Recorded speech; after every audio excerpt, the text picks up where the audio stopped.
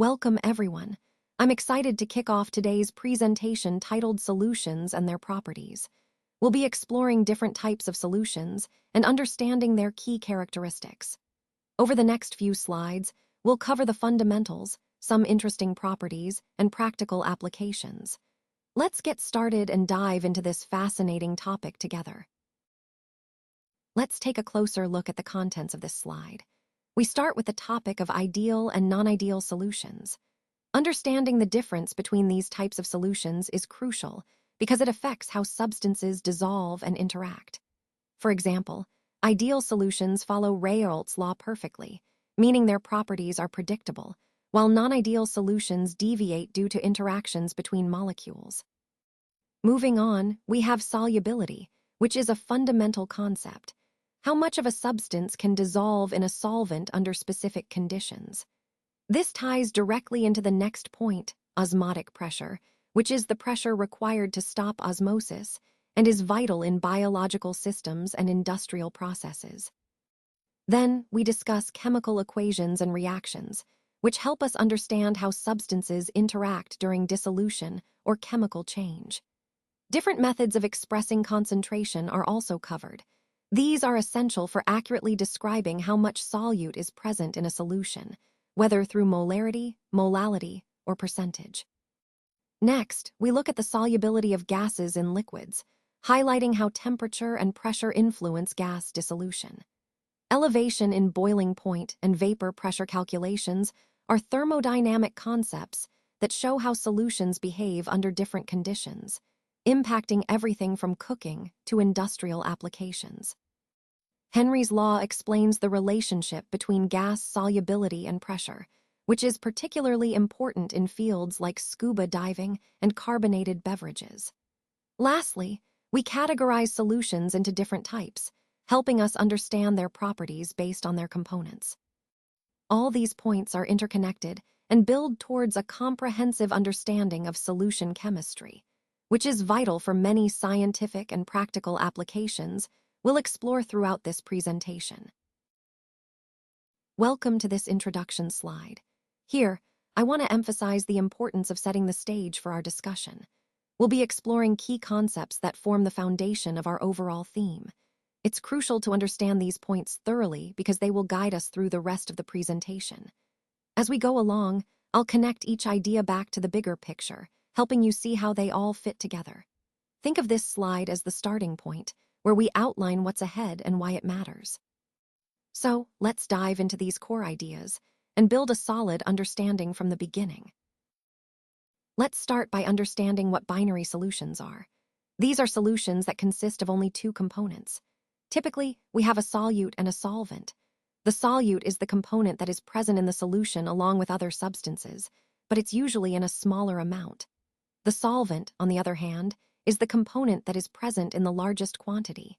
It effectively determines the physical state of the entire solution, whether it's solid, liquid, or gas. Now, when we talk about a solution in general, we're referring to a homogeneous mixture of two or more components. The key terms here are solute and solvent because they help us describe the composition and nature of the solution.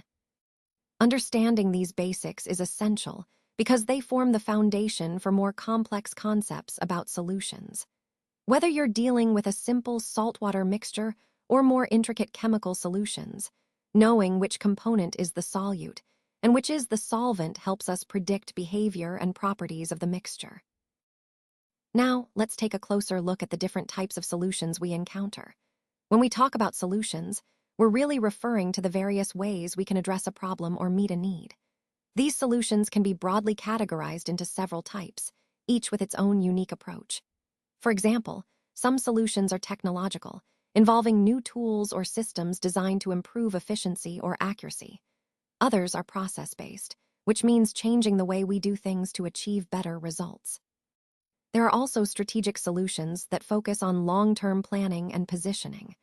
Understanding these different types helps us choose the most appropriate approach for each situation, ensuring that our efforts are both effective and sustainable.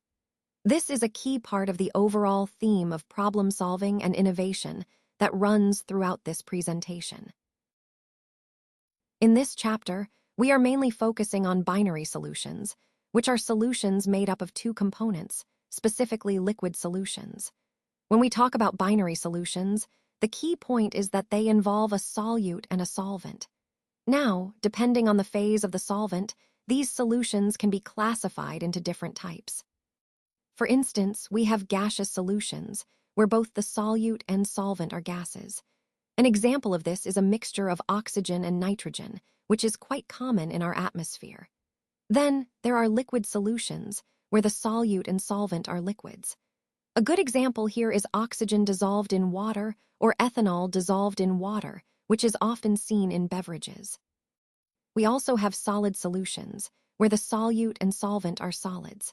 An example of this is a mixture of glucose in water, or alloys like bronze, which is a solid solution of copper and tin. Additionally, there are solutions where a gas is dissolved in a solid, like hydrogen in palladium, or liquids like amalgams, which are solutions of mercury with sodium. Finally, there are solid solutions as well, which are essentially alloys, like steel, where different metals are mixed to create a new solid material. The important takeaway here is that the phase of the solvent determines the classification, but in all cases, the key concept is the interaction between the two components and how they form a solution. This classification helps us understand the different behaviors and properties of these solutions in various applications and contexts. Let's take a closer look at the different methods of expressing the concentration of solutions. When we talk about concentration, we're essentially describing how much solute is present in a given amount of solvent or solution. There are several ways to do this, and each method has its own significance depending on the context. First, we have molarity, which is perhaps the most common. It measures the number of moles of solute per liter of solution. Molarity is particularly useful because it relates directly to chemical reactions, where reactions depend on the number of particles involved. Next, there's molality, which is similar but measures the moles of solute per kilogram of solvent. This method is especially handy when temperature changes are involved, since molality doesn't vary with temperature, unlike molarity.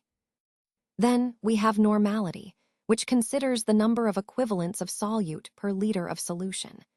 This is often used in acid-base titrations, where the reactive capacity of a substance matters more than just its molar amount.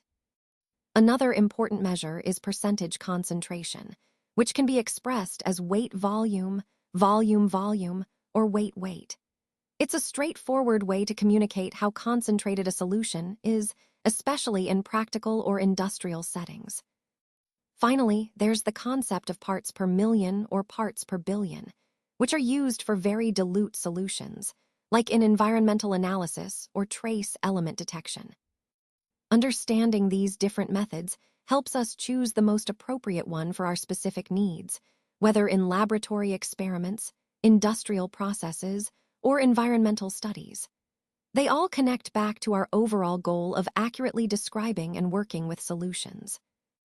Let's talk about how the composition of a solution is defined, and that mainly depends on its concentration. Now, concentration is a way to express how much solute is present in a given amount of solvent or solution. There are actually several ways to define and express this concentration, and understanding these different methods is key to accurately describing solutions in various contexts. Some common methods include molarity, which measures moles of solute per liter of solution. Then there's molality, which looks at moles of solute per kilogram of solvent. We also have mass percent, which is the mass of solute divided by the total mass of the solution, multiplied by 100 to get a percentage.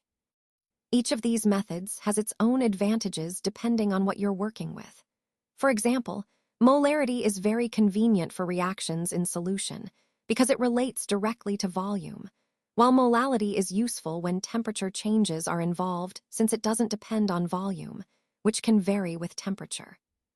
Understanding these different ways to express concentration helps us communicate precisely about solutions, especially when preparing solutions or analyzing reactions. It's a foundational concept that connects directly to our overall theme of understanding chemical behavior and solution chemistry. Let's talk about solubility. Solubility is essentially the ability of a substance to dissolve in a solvent, usually water, to form a homogeneous solution. It's a key concept because it influences how substances behave in biological systems, in chemical reactions, and in environmental contexts. When we say a substance is soluble, it means it can dissolve readily, while insoluble substances resist dissolving. Factors like temperature, pressure, and the nature of both the solute and solvent play crucial roles here. For example, many salts are more soluble at higher temperatures, which is important in processes like crystallization. Understanding solubility helps us predict how compounds will interact and move within a system. It connects directly to our overall theme of how substances behave and how we can manipulate these properties for practical applications. So, grasping the principles of solubility is fundamental in fields ranging from pharmaceuticals to environmental science. Let's take a closer look at what influences solubility. First up is pressure. Changes in pressure can affect how much gas dissolves in a liquid, especially at higher pressures. Then, there's temperature. Typically, as temperature increases, the solubility of solids in liquids also increases, but with gases, it often decreases. Next, we have the nature of the solvent itself. The type of solvent, its polarity, for example, plays a big role in determining which substances can dissolve in it. Similarly, the nature of the solute matters. Whether it's polar or nonpolar, its characteristics will influence how well it dissolves. At the core, solubility is about the maximum amount of a substance that can be dissolved in a given amount of solvent at a specific temperature.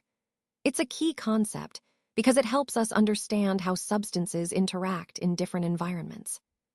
Overall, these factors, pressure, temperature, and the nature of both solvent and solute, all work together to determine solubility. Recognizing these helps us predict and control processes in chemistry, whether we're designing a solution or troubleshooting a reaction. Let's start by understanding what an unsaturated solution is. If the concentration of solute in a solution can still increase at a given temperature and pressure, then we call it an unsaturated solution. This means we can add more solute, and it will dissolve, causing the concentration to go up. Now contrast that with a saturated solution. Here, the concentration of solute remains constant at the same temperature and pressure. If we try to add more solute, it won't dissolve. Instead, it will precipitate out, forming solid particles that settle or float. Moving on to solubility based on polarity. Polar solutes like NaCl and sugar dissolve well in water, which is also polar. On the other hand, nonpolar solutes such as naphthalene and anthracene dissolve better in nonpolar solvents like benzene, and not in water.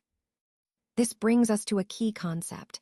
When the nature of the solute and solvent is similar, their intermolecular forces are also similar, which helps the solute dissolve more easily. In essence, like dissolves like. So, when we talk about the solubility of solids in liquids, this principle guides us. The more similar the nature of the solute and solvent, the better they tend to mix and dissolve. This understanding is fundamental in many practical applications, from chemistry to industrial processes, and ties neatly into the overall theme of how substances interact and dissolve. Let's talk about how temperature affects solubility. When heat is released during the formation of a solute, meaning the process is exothermic, if we increase the temperature, the reaction tends to shift in the reverse direction. As a result, the solubility of the solute actually decreases. On the other hand, if the solution formation absorbs heat, making it endothermic, then raising the temperature encourages the reaction to proceed forward. This causes the solubility of the solute to increase. This behavior aligns perfectly with Le Chatelier's principle, which states that a system at equilibrium will adjust to counteract changes, in this case, temperature changes. So, the solubility always follows the dynamic equilibrium between the solute, solvent, and solution. Overall, understanding how temperature impacts solubility helps us predict how solutions will behave under different conditions. which is a key part of grasping solution chemistry and the broader theme of chemical equilibria. Pressure has no significant effect on the solubility of a solid in a liquid. This means that, unlike gases, solids generally don't change how much can dissolve just because we increase or decrease the pressure. It's an interesting point because it highlights a fundamental difference between how gases and solids behave in solutions. So, when you're working with solids dissolving in liquids, you usually don't need to worry about pressure changes impacting how much will dissolve. This concept is important because it helps us focus on other factors like temperature, which have a much more noticeable effect on solubility. Overall, understanding this helps us better control and predict solubility in practical applications. Let's take a closer look at the solubility of gases in liquids. When we talk about how gases dissolve in liquids, we're really focusing on how much gas can be absorbed under certain conditions. This process is influenced by several factors, including temperature and pressure. Typically, gases are more soluble in liquids at lower temperatures, which is something you'll see in many practical applications. For instance, carbonated beverages stay fizzy longer when kept cold because more carbon dioxide dissolves in the liquid. Pressure plays a crucial role too. According to Henry's law, the amount of gas that dissolves in a liquid is directly proportional to the pressure of the gas above the liquid, assuming temperature stays constant. So, if you increase the pressure, more gas will dissolve. This principle explains why scuba divers need to carefully manage pressure changes to prevent issues like decompression sickness. Understanding these concepts helps us see how gases behave in different environments and why controlling temperature and pressure is key in industries like food, beverage, and environmental science. It's a perfect example of how basic principles of chemistry have practical, real-world implications. Now let's look at how gas dissolves in liquids. First, it's important to understand that this process is exothermic, meaning it releases heat. When a gas dissolves, it reaches a kind of balance or equilibrium, which is dynamic in nature. This is where Le Chatelier's principle comes into play. Essentially, if we increase the temperature, the solubility of the gas decreases. So higher temperatures lead to less gas dissolving in the liquid. Next, let's talk about the effect of temperature and pressure on solubility. Temperature has a significant impact. Raising the temperature generally reduces how much gas can dissolve. But pressure works a bit differently.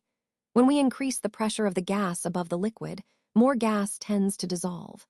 This relationship is quantitatively described by Henry's law, which states that the amount of gas dissolved is directly proportional to the pressure. Finally, the nature of the solute and solvent also matters. For example, oxygen doesn't dissolve much in water because of its nonpolar nature, whereas HCl dissolves quite readily because it's polar and interacts strongly with water. So, the specific chemical characteristics of both solute and solvent influence how much gas can be dissolved. In summary, the solubility of gases in liquids depends heavily on temperature, pressure, and the chemical nature of the substances involved. Let's take a closer look at Henry's law.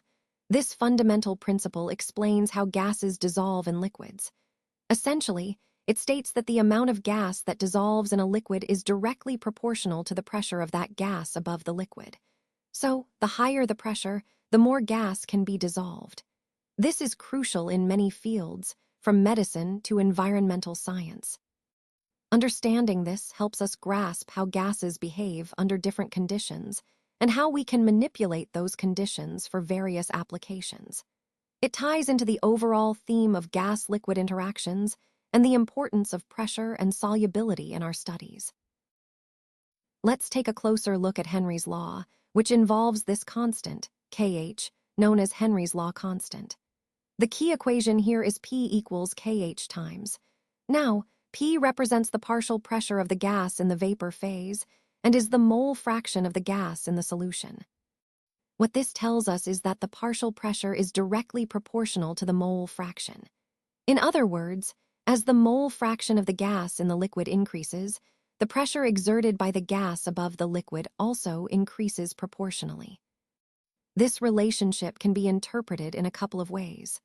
First, If we think about the mole fraction as a measure of how much gas is dissolved in the liquid, its solubility, then we see that the solubility is proportional to the partial pressure of the gas above the liquid.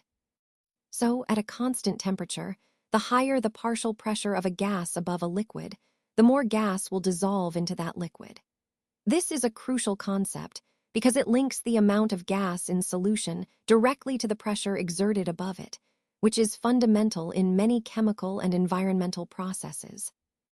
Henry's law essentially helps us understand how gases behave when in contact with liquids, and it plays a vital role in fields ranging from industrial processes to environmental science.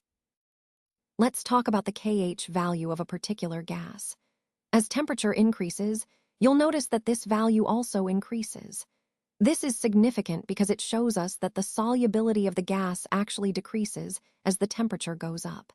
So, higher kH values at a given pressure mean that less gas dissolves in the liquid. It's also important to remember that different gases have different kH values even at the same temperature. This means that kH isn't a fixed number for all gases. It depends on the nature of the gas itself. Understanding these points helps us see how temperature and the type of gas influence solubility, which ties back to the overall theme of how gases interact with liquids under various conditions. Now, let's look at some practical applications of Henry's law. For example, when scuba divers breathe air that's been diluted with helium, it helps prevent a serious condition called the bends. This is because helium is less soluble in our blood compared to nitrogen, reducing the risk of nitrogen bubbles forming during ascent. Another interesting application is in the beverage industry.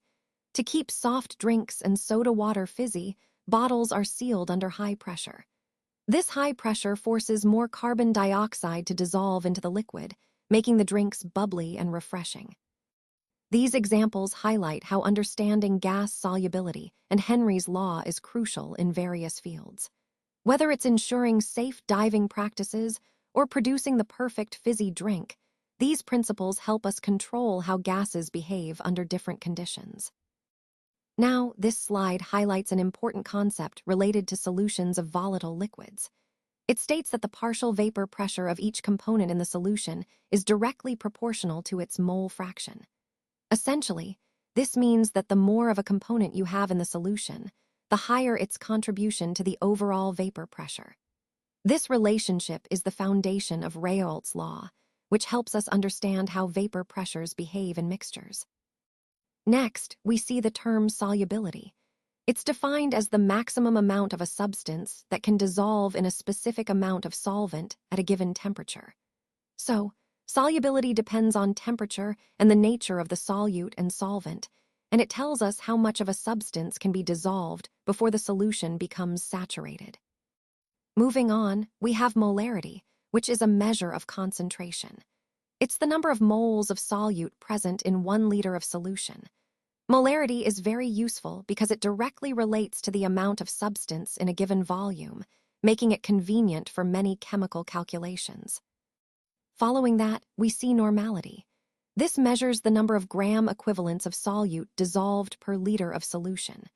Normality is especially important in acid-base and redox reactions because it accounts for the reactive capacity of a substance, not just its mass or molar amount. Lastly, molality is introduced. It's defined as the number of moles of solute present in 1 kilogram of solvent. Unlike molarity, molality is independent of temperature because it's based on mass, making it particularly useful when temperature variations are involved. All these concepts, solubility, molarity, normality, and molality, are fundamental for understanding solution chemistry and how different substances interact in various contexts. They help us quantify and predict behaviors in chemical processes, tying everything back to the broader theme of solution properties. Let's take a closer look at chemical equations and reactions. These are fundamental to understanding how substances interact and change. A chemical equation is a way to represent a chemical reaction using symbols and formulas. It shows the reactants, which are the starting substances, and the products, which are the substances formed. It's important to balance these equations so that the number of atoms for each element is the same on both sides. This reflects the law of conservation of mass, which states that mass cannot be created or destroyed in a chemical reaction. Recognizing different types of reactions, such as synthesis, decomposition, single replacement, and double replacement, helps us predict the outcomes of reactions. Connecting these concepts to real-world applications highlights how chemistry influences everything from industrial processes to our daily lives. Let's take a closer look at vapor pressures. The symbol Pb represents the vapor pressure of component B when it is part of the solution. Meanwhile, P0B is the vapor pressure of pure component B, meaning B on its own. Similarly, Pa is the vapor pressure of component A in the solution, and P0A is the vapor pressure of pure A. Now, in a binary solution with components A and B, the vapor pressure of each component can be related to their mole fractions. Specifically, Pb equals the mole fraction of B, which is xB times the vapor pressure of pure B, P0B. The same goes for A. Pa equals xa times P0A. Next, let's identify the type of chemical reaction shown in the equation. 3MnO2 plus 4Al produces 3Mn plus 2Al2O3. This is a reduction oxidation, or redox, reaction, where electrons are transferred between substances. In this reaction, the reducing agent is aluminum because it's donating electrons and getting oxidized from Al to Al2O3. Manganese dioxide acts as the oxidizing agent because it accepts electrons. Now, comparing reactivity, aluminum is more reactive than manganese. This is because aluminum readily loses electrons to form Al2O3, making it a stronger reducing agent. Manganese, on the other hand, is less reactive in this context. Finally, regarding skeletal chemical equations, they are initially unbalanced. We need to balance them to satisfy the law of conservation of mass, which states that matter cannot be created or destroyed in a chemical reaction. Balancing ensures that the number of atoms for each element remains the same on both sides of the equation, reflecting the true nature of the reaction. So, balancing a skeletal chemical equation is essential to accurately represent what's happening during the reaction, maintaining the fundamental principle that mass is conserved throughout the process. Let's discuss some important limitations of Raoult's law. First, it's not applicable to solutes that dissociate or associate in a particular solution. That means if your solute is breaking apart into ions or clustering together, Raoult's law doesn't hold true. Secondly, this law is only applicable to solutions containing non-volatile solutes. So, if your solutes have significant vapor pressures themselves, the law doesn't give an accurate picture. Now, when we talk about the total vapor pressure of the solution, we denote it as Pt. This can be expressed as the sum of the partial vapor pressures of the components. Pt equals xa times P0, A plus xb times P0b. To put it simply, Pt equals plus the difference between P0A and P0 be multiplied by the mole fraction of component A. Raoult's law works well when combined with Dalton's law of partial pressures, giving us a good way to understand vapor pressures in dilute solutions. But remember, Raoult's law is only reliable for very dilute solutions. As the concentration increases, deviations become significant and the law's accuracy diminishes. In summary, while Raoult's law is a useful tool, it's important to keep these limitations in mind to avoid misapplication in more complex or concentrated systems. Now, let's dive into the concept of ideal and non-ideal solutions. When we talk about solutions in chemistry, an ideal solution is one where the interactions between different molecules are very similar to the interactions between like molecules. This means the molecules mix perfectly, and properties like vapor pressure and boiling point follow Raoult's law closely. On the other hand, non-ideal solutions are a bit more complex. In these solutions, the interactions between different molecules are not the same as between identical ones, which causes deviations from ideal behavior.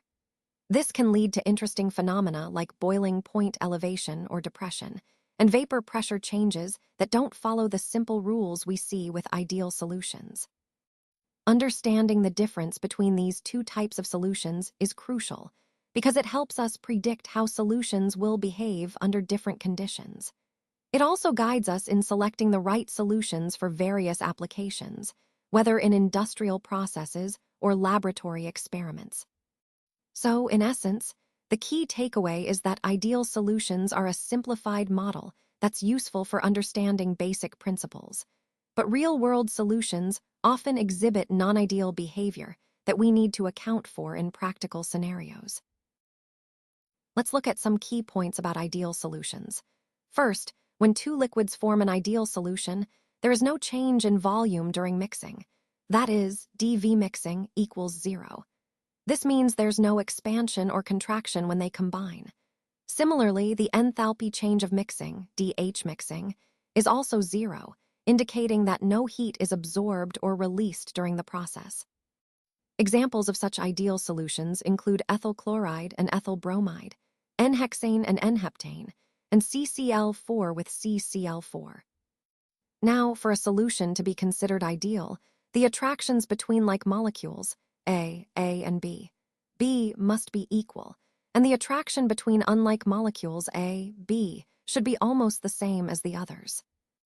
This means the intermolecular forces are very similar, so the molecules mix without any disruption in their interactions. An important point is that these ideal solutions obey Raoult's law at all compositions and temperatures, making their behavior predictable and straightforward. Understanding these concepts helps us grasp how different solutions behave, especially when their molecular interactions are similar. So when the mixing volume change, denoted as dV mixing, is not equal to 0, and similarly the change in enthalpy of mixing, dH mixing, is also not equal to 0, it indicates that the solution is non-ideal. In the case of non-ideal solutions, these deviations mean that the behavior of the mixture differs from what we expect in an ideal scenario. Specifically, they do not obey Raoult's law across the entire range of composition.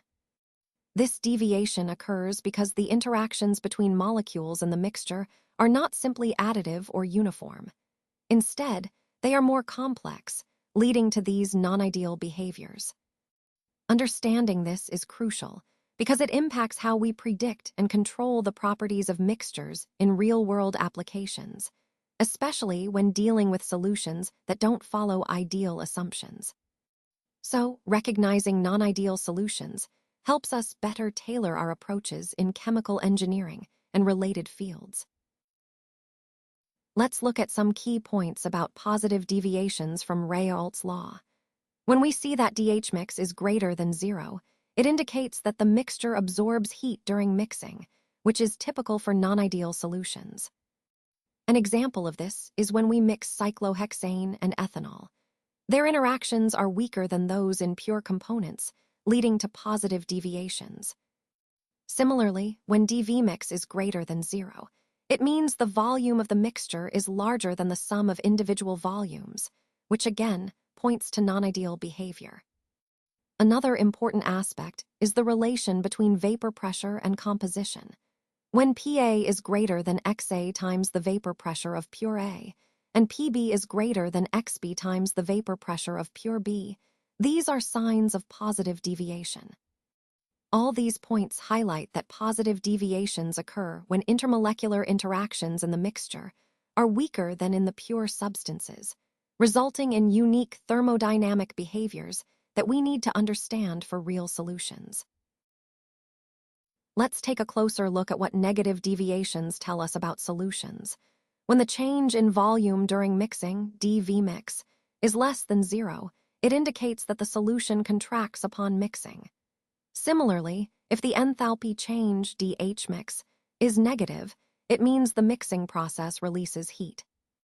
Now, an important point to note is that the partial pressures of the components, PA and PB, are less than their respective mole fractions. XA and XB this condition, where PA is less than XA and PB is less than XB, suggests that the components are exerting less pressure than they would if they behaved ideally. All of these indicators, volume contraction, heat release, and lower partial pressures, are characteristic of what we call a negative deviation from ideality. This kind of behavior points to stronger interactions between the molecules in the solution than in an ideal one, making the solution non-ideal. Understanding these deviations helps us better predict and control the properties of solutions in real-world applications, aligning with our overall goal of mastering solution behavior. Let's now take a closer look at vapor pressure calculations. Vapor pressure is a key concept because it tells us about a substance's tendency to evaporate or escape into the vapor phase at a given temperature. This is crucial for understanding processes like distillation, evaporation, and even weather patterns. When we calculate vapor pressure, we're essentially trying to predict how much vapor a liquid will produce under specific conditions. The most common way to approach this is through empirical formulas like the Anton equation, which relates vapor pressure to temperature. It's important to remember that these calculations help us design and optimize industrial processes, ensuring efficiency and safety.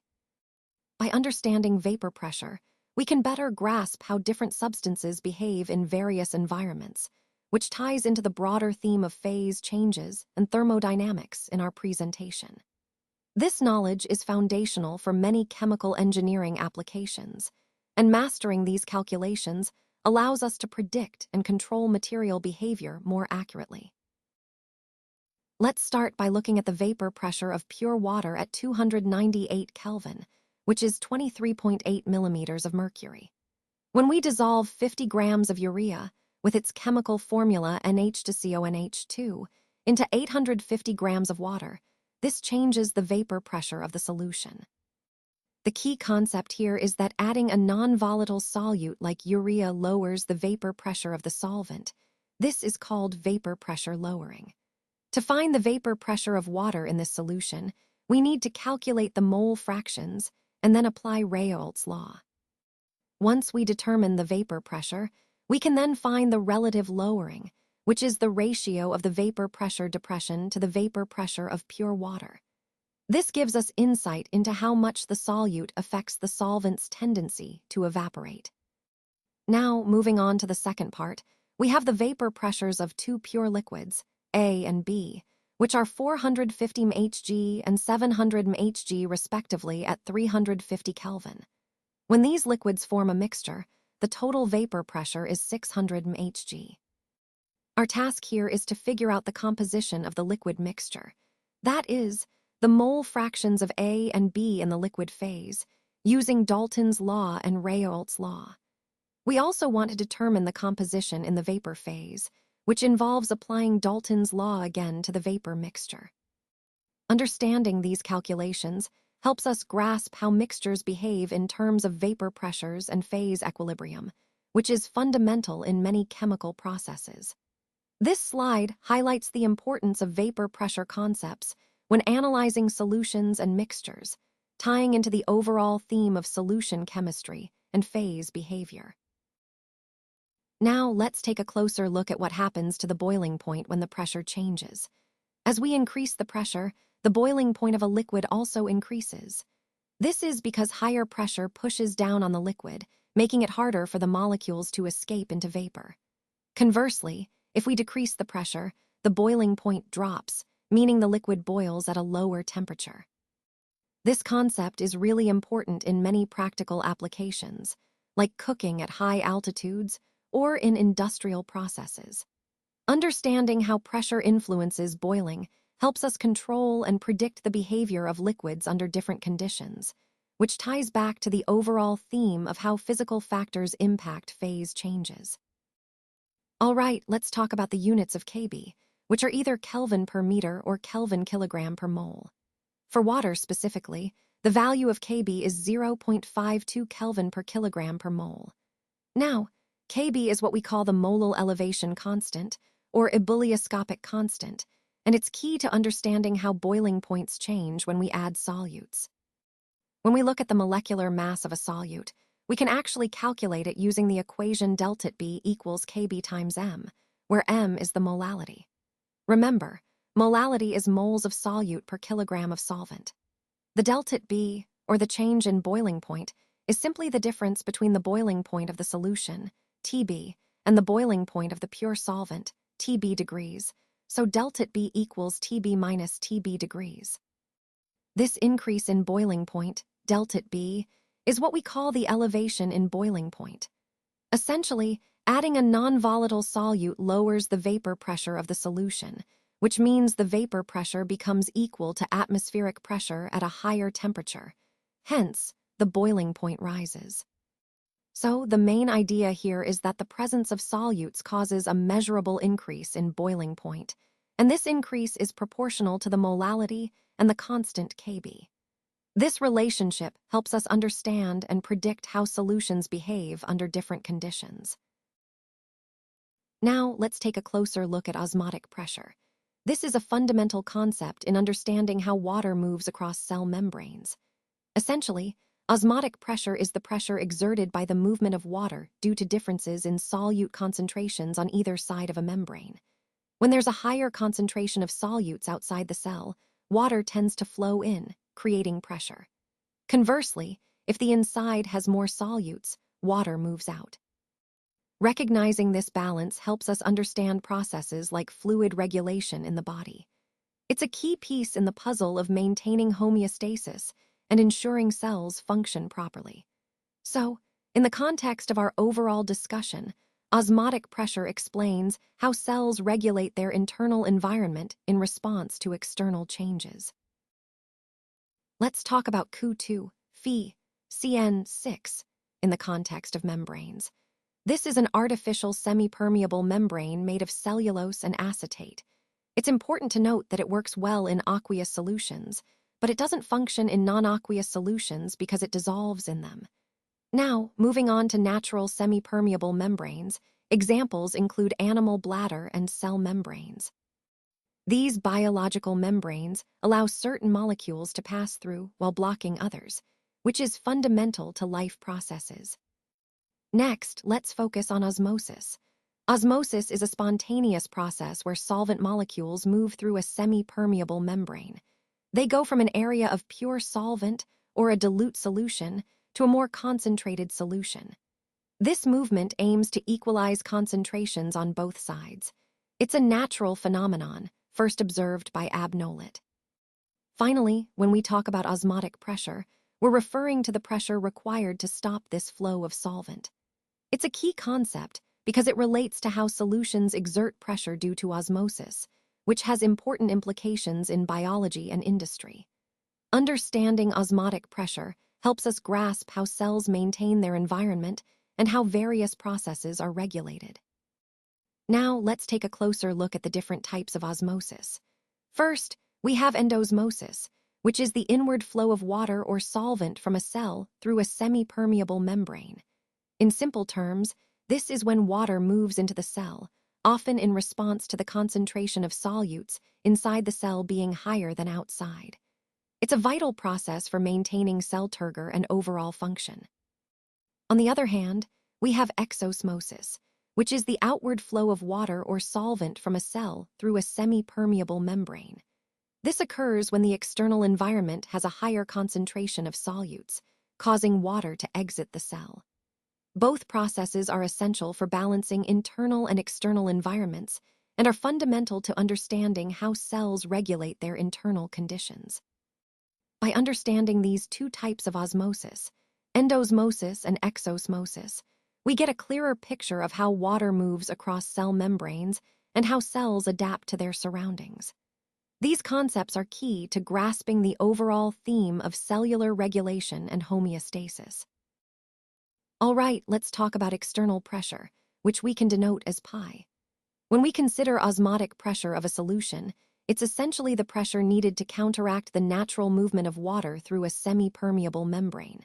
So, in practical terms, osmotic pressure is equal to the external pressure we apply on the higher concentration side just to stop osmosis from happening. It's like balancing the forces at play. Now, when it comes to measuring osmotic pressure, it's a bit more involved but very insightful. By applying an external pressure and observing the point where water stops moving, we can determine the osmotic pressure of the solution. This measurement is crucial because it helps us understand the solute concentration and the solution's properties. Connecting this to our overall theme, understanding osmotic pressure and how it's measured is fundamental to grasping how cells and solutions interact in biological systems. It's all about balancing forces and understanding how water moves in response to different conditions. Now, let's look at the different types of solutions based on osmotic pressure. First, two solutions are called isotonic if they exert the same osmotic pressure. This means they have the same molar concentration, and as a result, there is no net movement of water between them. For example, a 0.91% solution of pure NaCl is isotonic with human red blood cells, which is why our blood plasma maintains this balance. Moving on, a solution is called hypotonic if its osmotic pressure is lower than that of the solution separated by a semi-permeable membrane. In this case, water tends to move into the cell, causing it to swell. Conversely, a hypertonic solution has a higher osmotic pressure than the solution on the other side of the membrane. When a plant cell is placed in a hypertonic solution, water leaves the cell, and the cell shrinks, a process known as plasmolysis. Understanding these differences is crucial because they explain how cells respond to their environment and help us grasp essential biological and medical concepts.